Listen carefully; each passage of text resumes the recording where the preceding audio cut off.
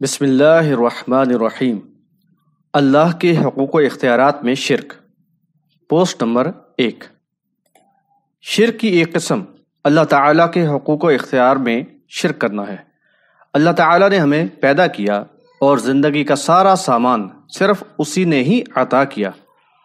مصیبت، پریشانی، بھوک، افلاس، بیماری اور آزمائشوں سے وہی نکالتا ہے، لیکن انسان دوسروں کی شکر گزاری کرتے ہوئے اس کے ساتھ شرک کرتا ہے۔ اللہ تعالیٰ فرماتا ہے: اعوذ باللہ من الشیطان الرجیم، قل ان صلاتي ونسكي ومحياي ومماتي للہ رب العالمین۔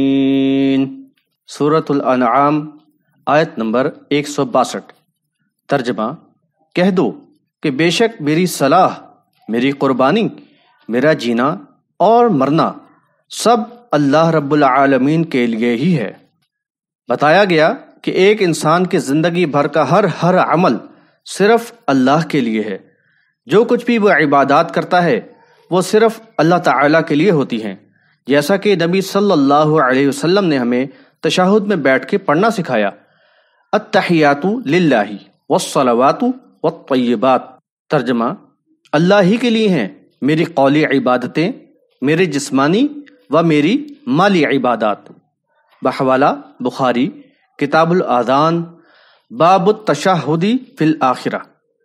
اس طرح ہم اپنے رب سے عہد کرتے ہیں کہ اے میرے مالک، پکاروں گا تو صرف تجھے، دعائیں صرف تجھ سے ہی ہوں گی، زکوٰۃ ہو یا صدقات، قربانی ہو یا دوسری مالی عبادتیں صرف ایک اللہ کے لیے ہوں گی، کسی اور کے نام کی نظر و نیاز نہیں ہوگی۔ میری صلاح، میرا صوم، حج و عمرہ صرف تیرے لیے ہوگا۔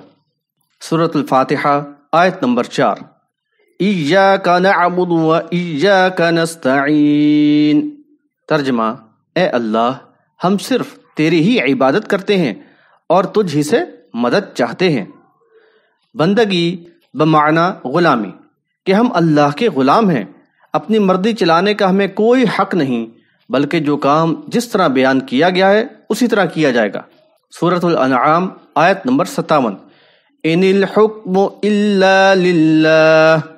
ترجمہ: بے شک حکم تو صرف اللہ ہی کا ہے، یعنی قوانین زندگی جو اللہ تعالیٰ نے مرتب فرما دیے ہیں، لازم ہے کہ ان معاملات میں صرف اللہ کا حکم مانا جائے۔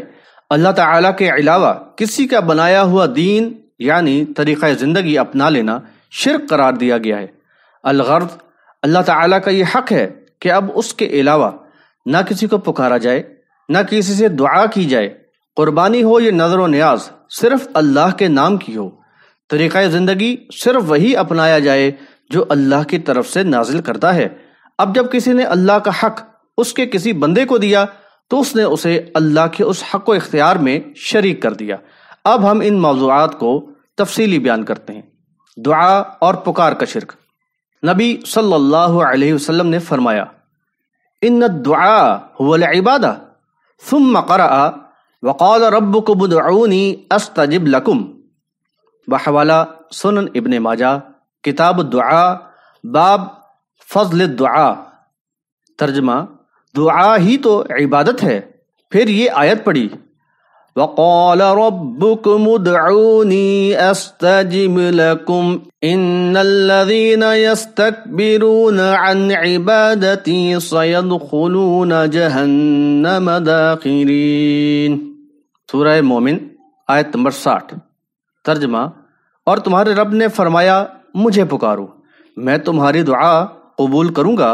بے شک جو لوگ میری عبادت سے سرکشی کرتے ہیں، عن قریب وہ ذلیل ہو کر جہنم میں داخل ہوں گے۔ اس حدیث سے واضح ہوا کہ دعا ہی اصل عبادت ہے۔ جب یہ عبادت اللہ کے بجائے کسی دوسرے کے لیے کی جائے گی تو شرک ہوگا، یعنی دعا اور پکار اللہ کا حق ہے کہ اس سے غائبانہ پکارا جائے، اس ہی سے مدد طلب کی جائے، زندگی کی دوسری ضروریات کے لیے بھی صرف اس ہی سے سوال کیا جائے، جیسا کہ اس حدیث میں ہے۔ بحوالہ ترمذی، ابواب صفت القیامہ والرقائق والورع۔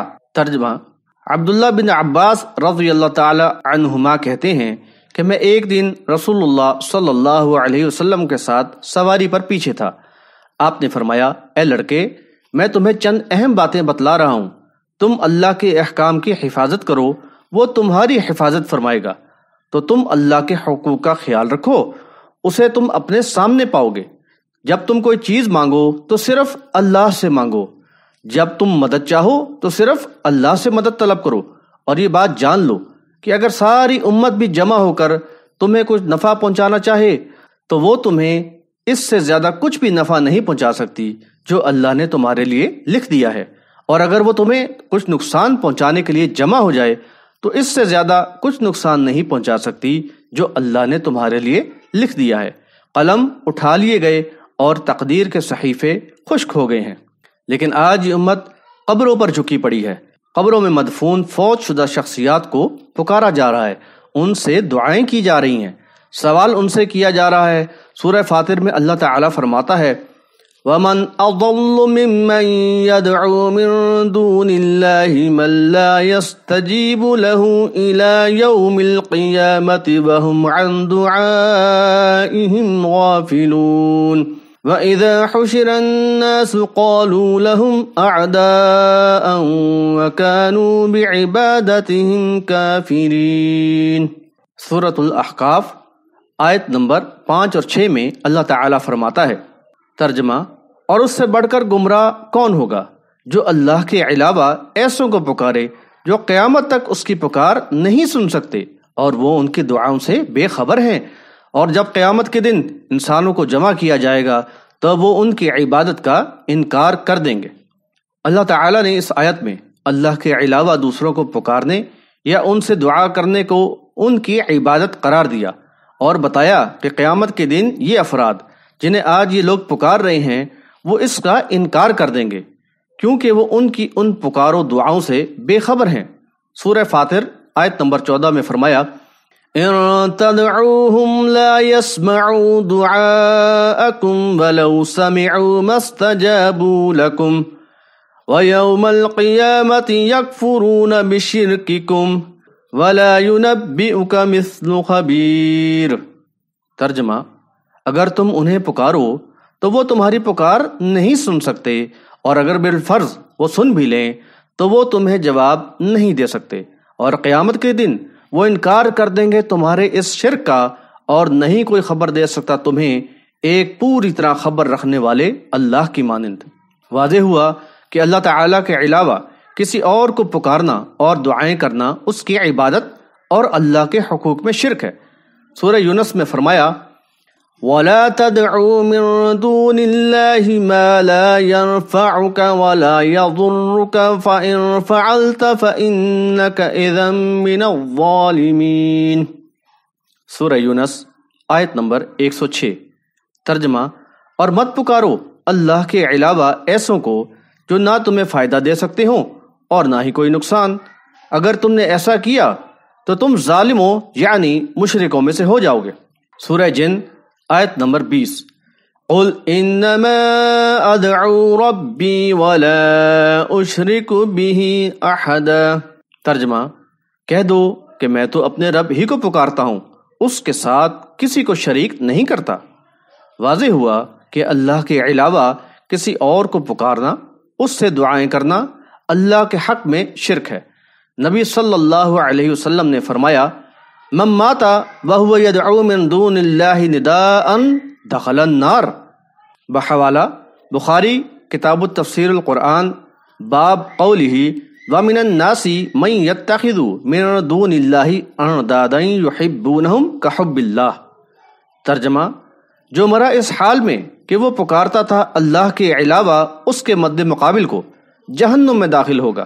اولاد دینے والا صرف اللہ۔ اللہ تعالیٰ کے علاوہ اس کائنات میں اور کوئی اختیار نہیں رکھتا کہ وہ کسی کو ضروریات زندگی میں سے کچھ دے سکے یا اسے کسی بھی قسم کا نفع یا نقصان ہی پہنچا سکے۔ جبکہ لوگ کہیں محمد صلی اللہ علیہ وسلم کو پکارتے ہوئے کہتے ہیں، بھر دو جولی میری یا محمد، لوٹ کے میں نہ جاؤں گا خالی، اور کہیں نعرہ لگاتے ہیں، بابا شاہ جمال پتر دیوے رتا لال۔ یہ سب کس کا بتایا ہوا طریقہ ہے؟ کائنات میں اللہ تعالیٰ نے کس کو یہ اختیار دیا ہے کہ وہ کسی کو اولاد سے نواز سکے؟ مالک فرماتا ہے للہ ملک السماوات والارض یخلق ما یشاء یہب لمن یشاء اناثا ویہب لمن یشاء الذکور او یزوجہم ذکرانا واناثا ویجعل من یشاء عقیما انہ علیم قدیر۔ سورہ شورى آیت نمبر 49 اور 50۔ ترجمہ: اللہ ہی کے لیے ہے آسمانوں اور زمین کی بادشاہی، جو چاہے پیدا کرتا ہے، جسے چاہے بیٹیاں دیتا اور جسے چاہے بیٹے دیتا ہے، اور جسے چاہے ملا جلا کر دیتا ہے اور جسے چاہے بانجھ کر دیتا ہے، بے شک وہ ہے جاننے اور قدرت والا۔ انشاءاللہ اگلی قسط میں اس قسم کی مزید مشرکانہ عقائد کی نشاندہی کی جائے گی۔